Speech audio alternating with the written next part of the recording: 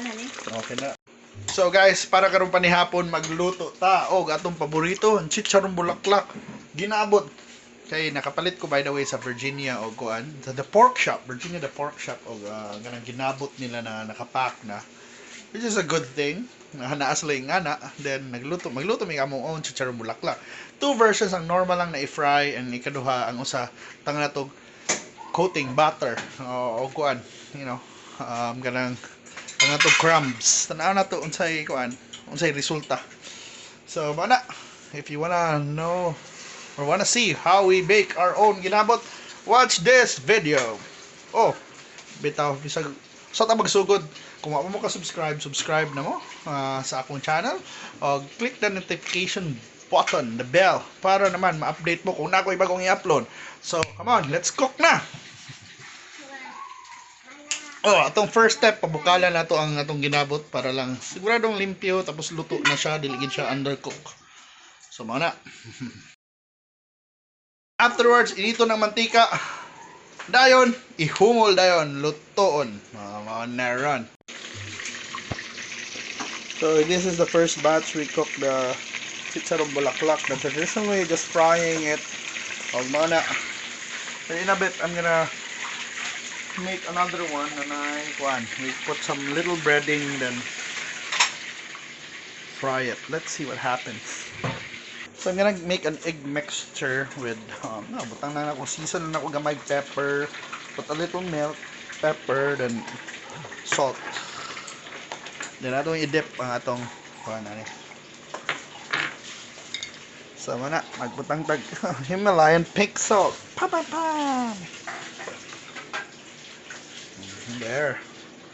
So mana, yan na bit ato na ning kuan kani ho, hapit na maluto ni among first batch. So ang atong second batch is the breaded version of our ginabot or Chicharong Bulaklak.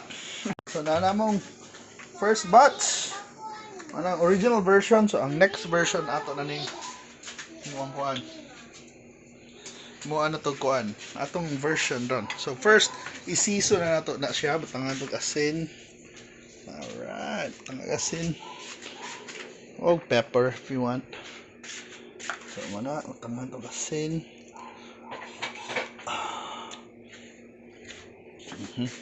Asin and pepper basically. Okay ra na. Tanga to mana. Nya. Ato gamay pepper. Okay.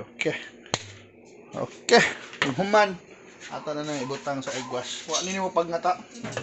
Alright. So first ato ni i-dip dire sa egg wash. Afterwards, na to breadcrumbs. Gusto itong breadcrumbs pero crunchy na siya pero tingin mo super crunchy. Wow, kita ka.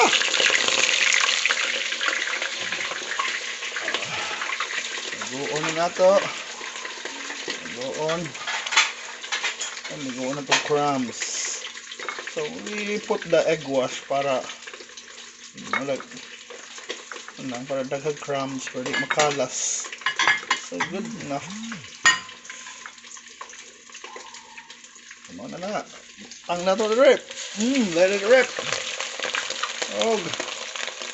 Finally, kani dako na size. Ligo na tong tarong sa tong egg wash.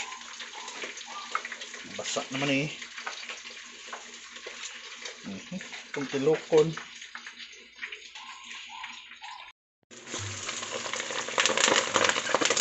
Yeah, there's the ginabot.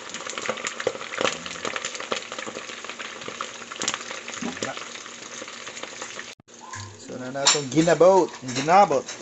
Sama na itong dinner tonight. And yes, excited na ko.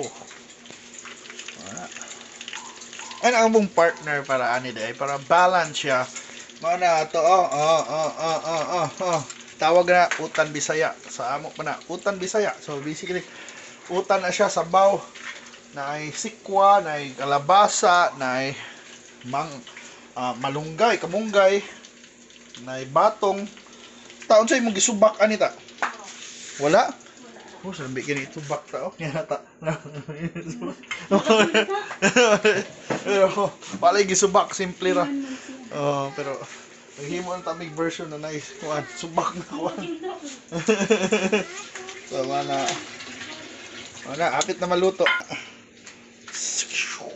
It's ready to serve. Pwede ninyo chapon, katon para into bite-sized pieces.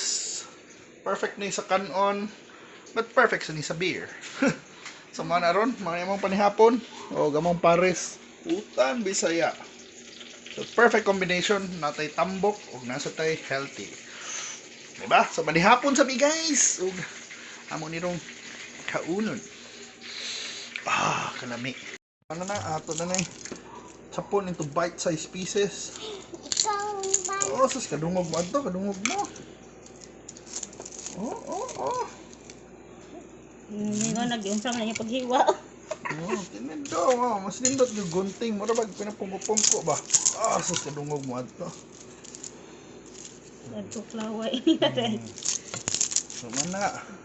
Kalaway Tulo laway ni mo ani bay. Mura po siyang bulak o burma. Kana. Nganta ka itong pugong dahi, nga niya. Day. Bukid day magluto king ani imong lulo inday. Alright, bauna na atong Chicharon Bulaklak. So ato na nang tilawan atong taste test. Morning night crumbs.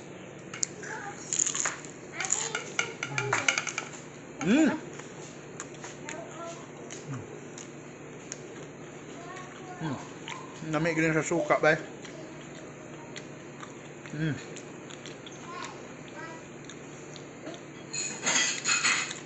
Kagum-gum yun kayo. So mag-wonder mo once again asong palit og ingredients ani kanang ginabot. Simple lang. Ito lang mo sa the pork shop. Nakakita sa branches all over Cebu.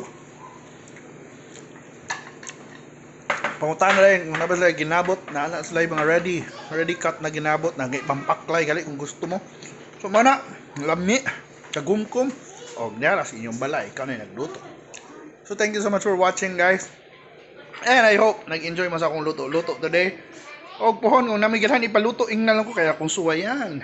So see you na sa atong luto guys og sa atong mga adventures. Thank you for watching Kalami Cebu. Thank you for your all your support. And see you na sa atong next food adventures guys. Bye bye.